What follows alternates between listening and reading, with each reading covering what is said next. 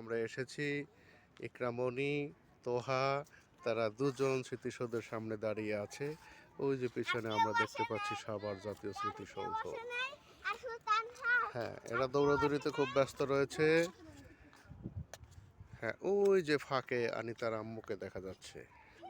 এতক্ষণ সে একটু আড়ালেই ছিল বলতে গেলে, এখন সে আমাদের সম্মুখে চলে এসেছে। হ্যাঁ, আপনারা দেখতে পাচ্ছেন। হ্যাঁ, একটু হাসি দাও। ওই যে